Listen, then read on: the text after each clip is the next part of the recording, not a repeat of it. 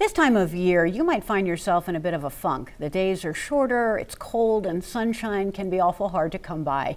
The folks at Maine's chapter of the National Alliance on Mental Illness, or NAMI Maine, refer to this as the winter blues, and it can really affect any of us.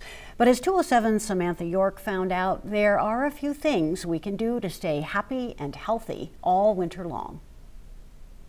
Just kind of jumping right into things. What are the winter blues? So the winter blues happen during the winter months when there's less sunlight. And when there's less sunlight, it affects our mood and our sleep patterns. So when this happens, biologically, we start to feel sad. We have less energy to do the things that we love. It's important to note that there's a difference between the winter blues and a mental health diagnosis, which is called major depressive disorder with a seasonal pattern, which was formerly known as SAD, or seasonal affective disorder. It's normal for anyone in Maine to experience the winter blues, feeling lethargic, feeling a general sadness in the winter months. But when it gets to a point where you feel like your symptoms are not manageable, you start to see changes in your daily routines. If you're oversleeping, overeating, you feel a sense of hopelessness. That's when you might want to talk to your doctor about the possibility of having major depressive disorder with a seasonal pattern.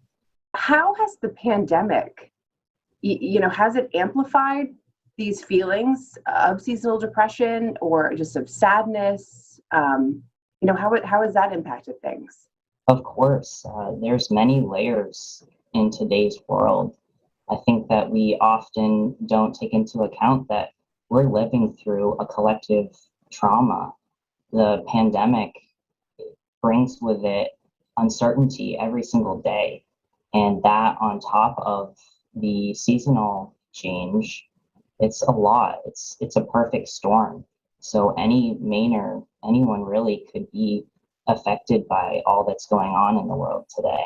What can we do to feel better during these months? So mental wellness looks different for everyone. So it's really important to find what works for you specifically. But there are a few things that you can do. You can join a peer support group. You can exercise. That's great to boost mood. Try to create a sleep routine.